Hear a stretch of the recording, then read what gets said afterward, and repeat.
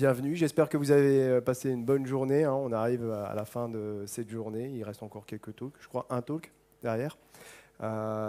Donc, je me présente. Je m'appelle Philippe Morisseau et je vais vous parler d'un sujet beaucoup plus ops qui s'appelle GitOps, Continuous Delivery et les environnements.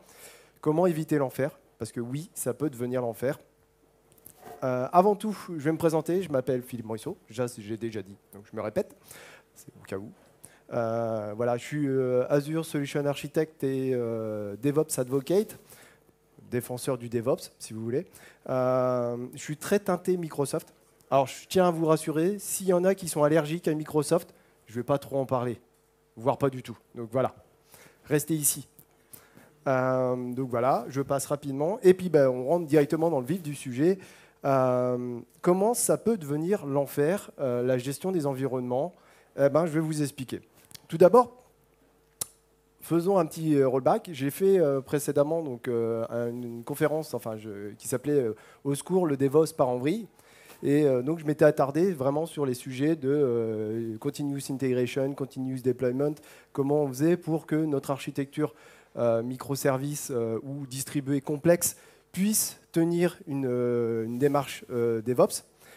Donc là, on repart de cette démarche DevOps. Donc on se dit, on a fait correctement les choses et on devrait avoir quelque chose qui va fonctionner correctement et on va pouvoir faire nos mises en production dans un bonheur le plus total.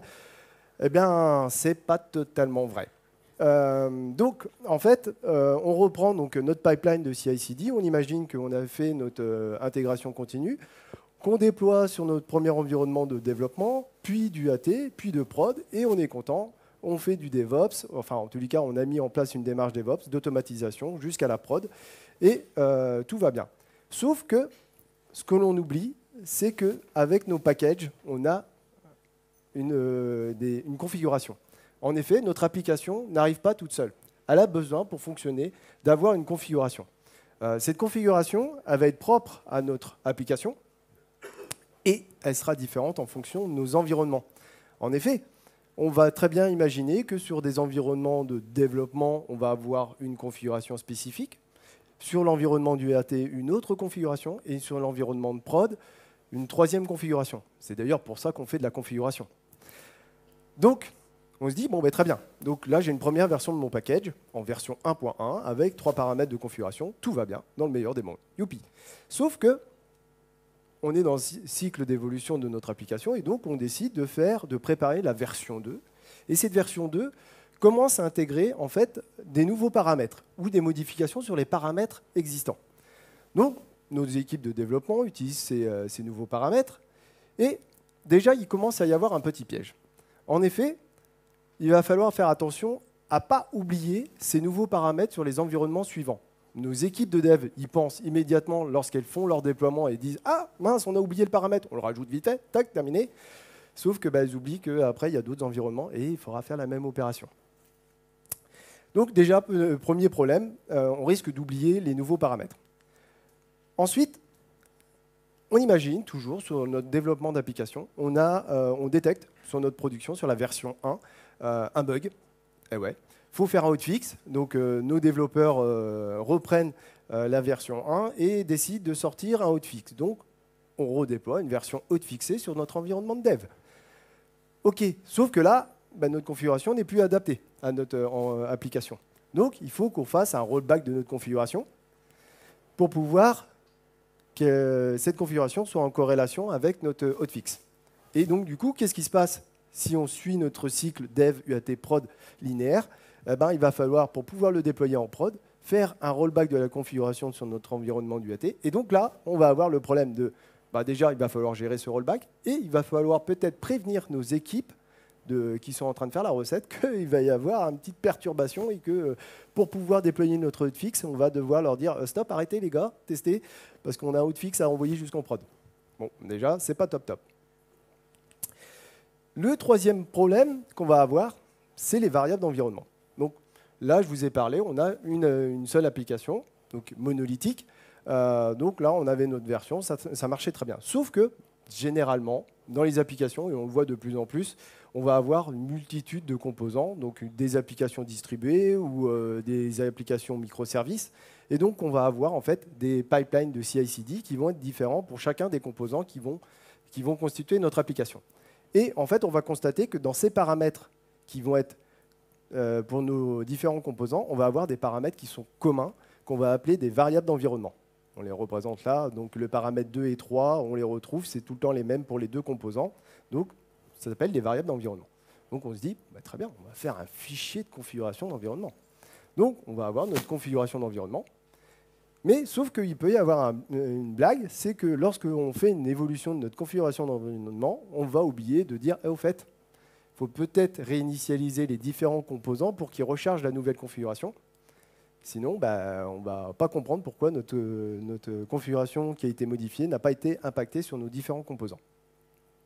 Donc, pas oublier de redéployer tous les composants. Le dernier point, et ça c'est un de mes favoris, c'est les fameux certificats. En effet, on imagine, vous avez votre application web, vous utilisez des certificats SSL, donc vous adossez un certificat SSL à votre application web, et donc vous en avez un différent pour chacun de vos environnements. Bon, logique. Sauf que bah, votre certificat, il a une durée de validité, et donc il va potentiellement expirer. Et donc là, la problématique, c'est que bah, vous avez un risque d'oublier le renouvellement de votre certificat. Alors, très souvent, on va le faire automatiquement. Encore une fois, les développeurs vont constater que le certificat il est expiré sur leur environnement de dev et donc nous vont tout de suite faire la modification. Mais il faudra penser à le faire aussi sur les autres environnements. Enfin, le dernier problème qu'on va rencontrer, enfin, un autre problème qu'on va rencontrer, c'est l'ajout d'un environnement. Donc, tout à l'heure, j'ai vu quelqu'un qui faisait « c'est pas la bonne stratégie, il ne faut pas faire comme ça ». Donc oui, en effet, on se dit « non, j'ai un problème là, pour mon hotfix, si je dois repasser par l'environnement du AT pour pouvoir le déployer en prod, c'est pas possible ». Donc, bah, très bien, donc on a une idée, on va faire un environnement spécifique, on va l'appeler environnement de hotfix, sur lequel bah, on va faire nos hotfix et puis on va directement les pusher jusqu'en prod. Donc on va les tester quand même, vérifier avant de le déployer en prod. Et comme ça, on ne perturbe pas notre cycle de production, on va dire, d'évolution d'application. Sauf que bah, dans notre repo, on va souvent avoir notre fichier de pipeline donc, qui va définir en fait, comment on déploie. Et donc, on va avoir, on imagine qu'au départ, on s'est rendu compte que sur cet environnement, dev UAT prod, on était en version 1. Et au bout d'un moment, sur 2-3 commits, on a rajouté l'environnement de hotfix avant la version 2, bien entendu. Et donc là, on constate le hotfix. Et là, la grosse blague qu'on va avoir, c'est eh ben oui, sauf que si je fais un hotfix tiré de ma branche 1.0, j'ai toujours pas l'environnement de hotfix. Donc là, en fait, on va avoir un problème, c'est que lorsqu'on va modifier notre processus de mise en production, on va potentiellement devoir avoir à gérer des problématiques de régression. Et enfin, donc ça c'était le dernier point, c'est les dépendances entre les différents composants lors du déploiement. Je l'abordais aussi dans ma précédente conférence. En fait, nos différents composants sont dépendants les uns des autres. On peut très bien imaginer qu'on a un composant à part entière qu'on va appeler notre infra, et ensuite, dessus, sur cette infra, on va avoir des web services, et puis un troisième web service d'ailleurs qui s'appuie sur le second web service, parce qu'il va consommer les API du web service 2, par exemple. Donc, on va avoir donc notre processus de déploiement, donc avec, de build et de déploiement. Donc chacun a sa configuration, on a une configuration d'environnement, très bien, tout va bien. Sauf qu'il va falloir penser à gérer les problématiques de lorsqu'on fait une mise à jour d'une configuration sur un environnement, il peut impacter les autres composants qui en dépendent. Et donc ça veut dire que, par exemple, si on fait une évolution de notre infrastructure, on se dit bon, ça va modifier la configuration de notre environnement. Et donc, du coup, il va falloir penser à dire, en fait, tous les composants qui en dépendaient, il va falloir qu'ils se remettent à jour pour récupérer la nouvelle configuration. Donc, tout ça pour dire qu'en fait, on a un ensemble de problématiques qui peuvent arriver et qu'il faut bien faire attention. La première chose, c'est que la configuration doit toujours correspondre à l'environnement, mais aussi à la version du composant. Et ça, si on ne fait pas bien attention, on risque d'avoir des problématiques d'anomalie. Le deuxième point, c'est que certains éléments de la solution ne suivent pas forcément le cycle de votre production logicielle. Exemple, les certificats. Le troisième point, c'est que la modification de votre processus de mise en production peut avoir un impact des répercussions inattendues. Donc, potentiellement, vous avez un risque de blocage parce que vous vous retrouvez dans une situation où « Ah mince, je n'avais pas prévu, j'ai changé mon processus de mise en production et je me retrouve bloqué. » Et enfin, non, pas enfin, un autre point, c'est qu'en fait, on se rend compte que la complexité de la gestion de notre configuration en fait, croît proportionnellement au nombre de pipelines qu'on va avoir à mettre en place. Donc, c'est-à-dire qu'on va avoir un facteur de multiplication. Donc, pour chaque composant, si j'ai 10 paramètres sur chacun des composants, vous faites la multiplication. Si j'ai 10 composants fois 10 paramètres, ça fait 100 paramètres de configuration. Donc, ça commence à devenir compliqué. Et enfin, le dernier point, c'est l'évolution d'un composant qui peut impacter, donc c'est ce que j'expliquais, les autres composants qui en dépendent. Et donc, forcément, on aura un risque d'anomalie. Devant ce constat, on ne va pas rester les bras ballants. Et donc, je vais vous proposer quand même des bonnes pratiques et des astuces. Alors attention, ça, c'est pas un pot de vaseline. Autrement, on aurait pu essayer, mais pas garanti que ça marche. Bon, donc, première solution. Donc là, il y en a qui font « Ouais, c'est génial, on va faire du Boring Architecture. » Alors, je ne sais pas s'il y en a qui connaissent ce que c'est, le Boring Architecture. Personne? Ouais, c'est de l'architecture chiante, oui, traduction littérale. Oui, pourquoi pas. En fait, le principe, c'est de dire, en fait, des fois, je n'ai pas besoin de faire des choses complexes. Il faut faire revenir à des choses simples. Et donc, si je simplifie mon architecture, forcément, je vais avoir des impacts positifs sur la simplification de mon CI/CD. Donc, en effet, très simple, un monolithe versus une application distribuée. Mon monolithe, j'ai juste besoin d'un seul repo, alors que sur mon application distribuée, j'en aurai peut-être plusieurs. Sur mon monolithe, je n'ai qu'un pipeline de delivery, alors que sur mon application distribuée, je vais avoir plusieurs pipelines de delivery. Autre point, sur mon monolithe, j'ai qu'une seule configuration qui correspond à l'ensemble de mon monolithe, et donc c'est la configuration de l'environnement entier de mon monolithe, versus une application distribuée, ou alors là, je vais avoir une configuration d'environnement et plusieurs configurations différentes pour chacun des composants de mon application distribuée. Tout ça pour dire que cette approche-là, elle est plutôt pas mal parce que ça permet de résoudre déjà pas mal de problèmes. Déjà, la complexité de la configuration, forcément, puisque je n'ai plus qu'une seule configuration. Et je vais pouvoir aussi résoudre le problème de dépendance entre les différents composants. J'en ai plus qu'un. Donc ça va. Sauf que ça ne va pas être systématique. Je ne vais pas vous dire que le Boring Architecture, c'est la bonne solution systématique. En fait, il faut toujours mesurer l'impact de vos choix. On prend le monolithe. On se dit, OK, mon monolithe, il a 1 million de lignes de code.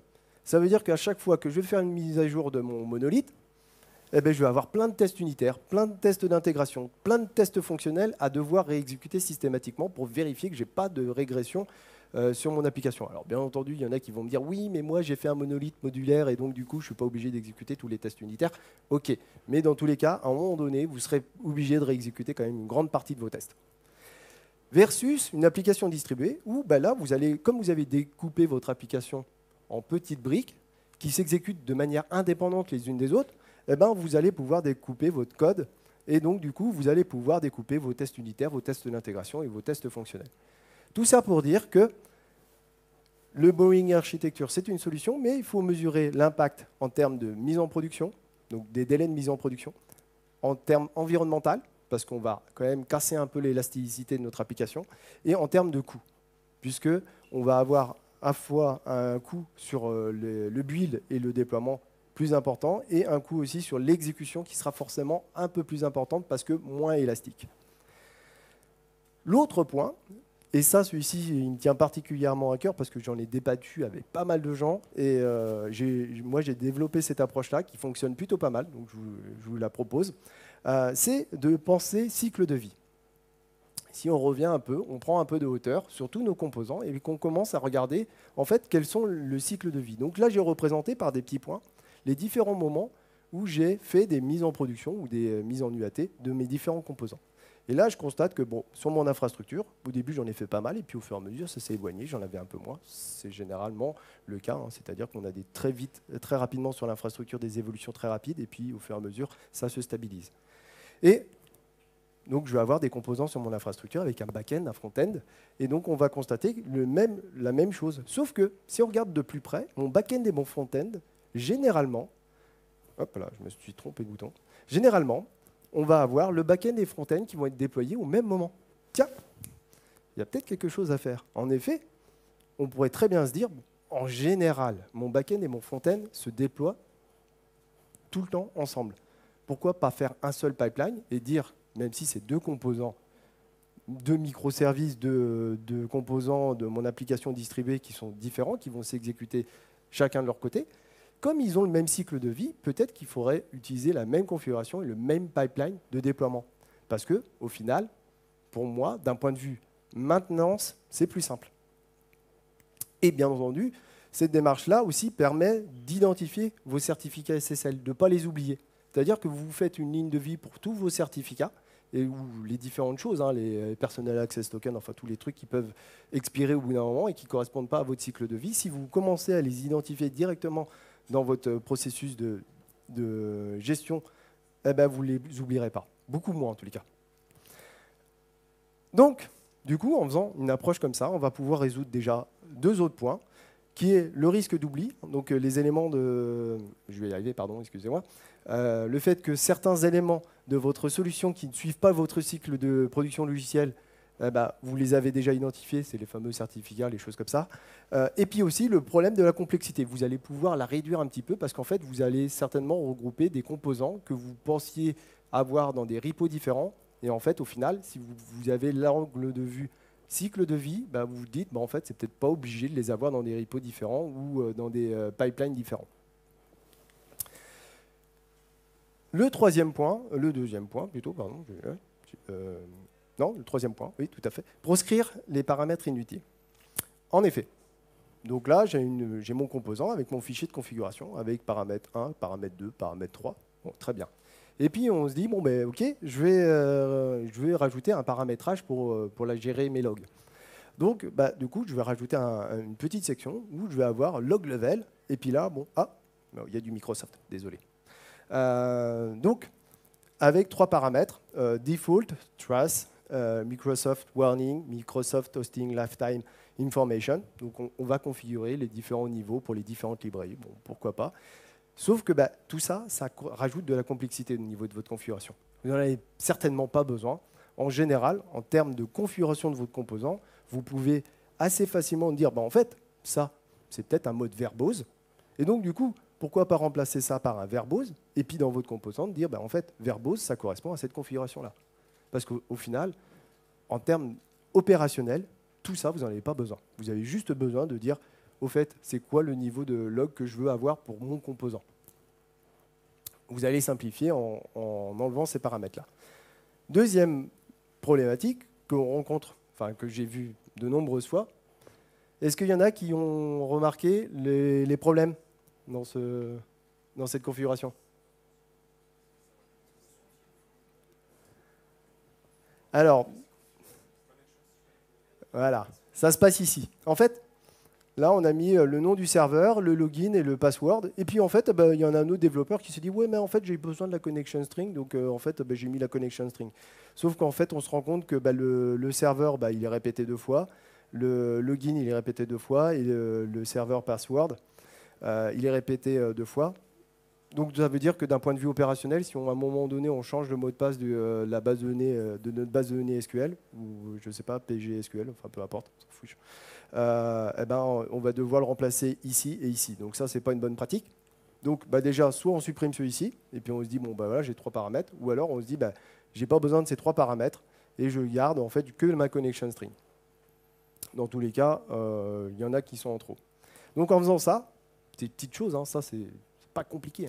Juste avoir un petit peu de précision et puis de se dire, en fait, il faut que je fasse attention à ne pas multiplier les paramètres inutiles.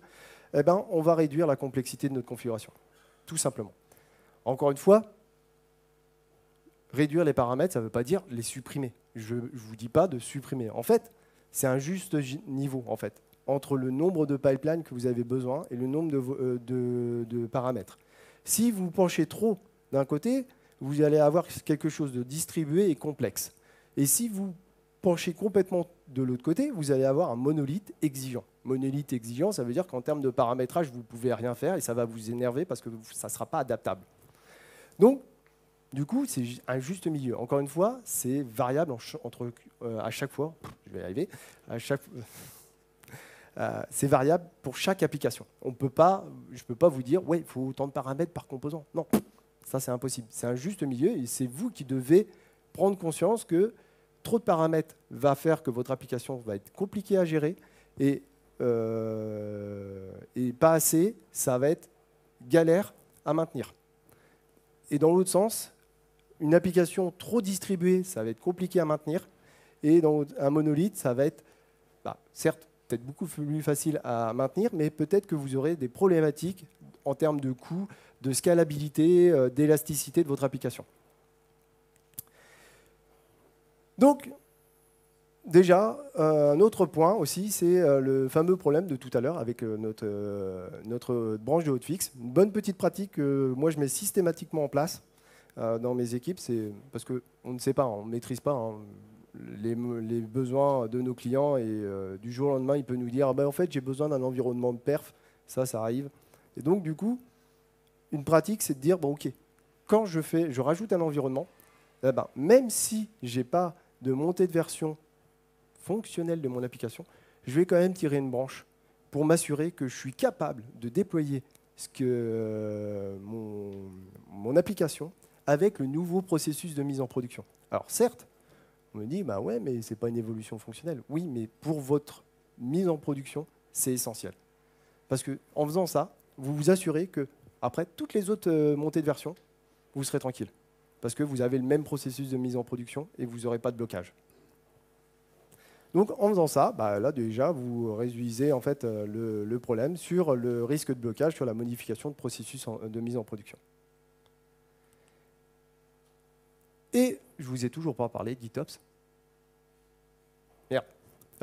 Du coup, je vais en parler. OK.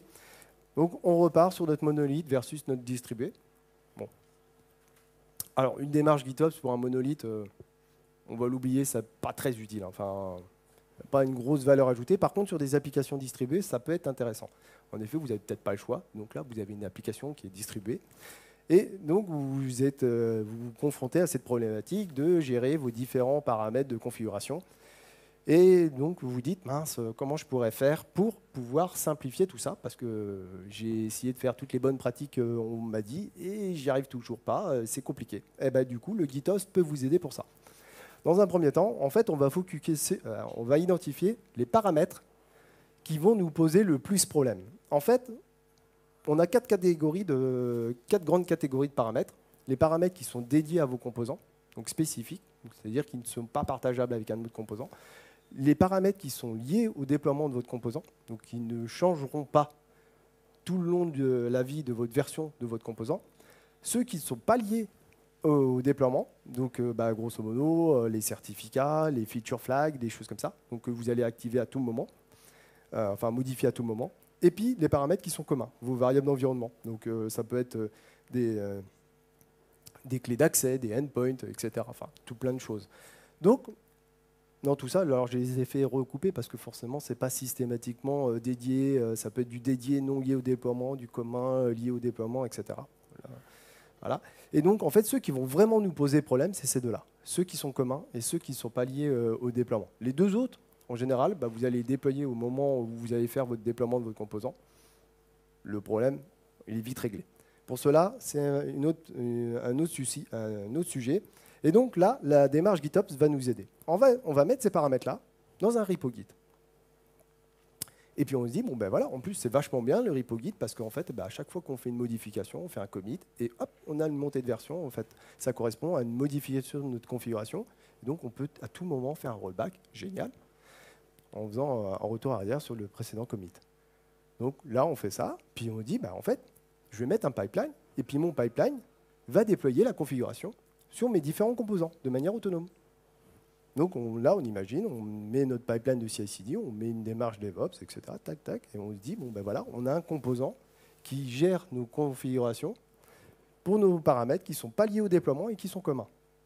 Très bien. Sauf que, dans cette démarche-là, on peut avoir un souci, c'est que sur notre application distribuée, il suffit qu'il y ait une des applications qui ne soit pas disponible, ça peut arriver, et bon, on va avoir une désynchronisation des configurations. En effet, et donc là, on se dit, bon, c'est peut-être pas parfait, donc on va utiliser notre solution, on va partir sur un gestionnaire de configuration qui va charger de faire ça. Donc, on utilise notre gestionnaire de configuration qui va aller chercher nos sources sur notre repo Git et qui va les mettre à disposition de nos différents composants de notre application. Donc là, parfait, c'est stable. Nos différents composants vont les chercher sur notre Configuration Manager. Donc s'il y en a un qui n'est pas disponible, ce n'est pas grave. Dès qu'il sera à nouveau disponible, il pourra aller chercher la configuration et donc on ne sera pas bloqué. Tout va bien. Sauf que ça, vous allez peut-être vous confronter à cette problématique-là, c'est de dire, OK, ça marchait en hors prod, parce que on pouvait aller pomper directement sur notre repo Git, mais sauf que sur la prod, le RSSI, il ne veut pas. Il ne veut pas parce qu'il nous a dit non, en prod, vous n'allez pas taper sur des repos Git qui sont de l'entreprise, ça doit être étanche. Donc, c'est peut-être pas parfait.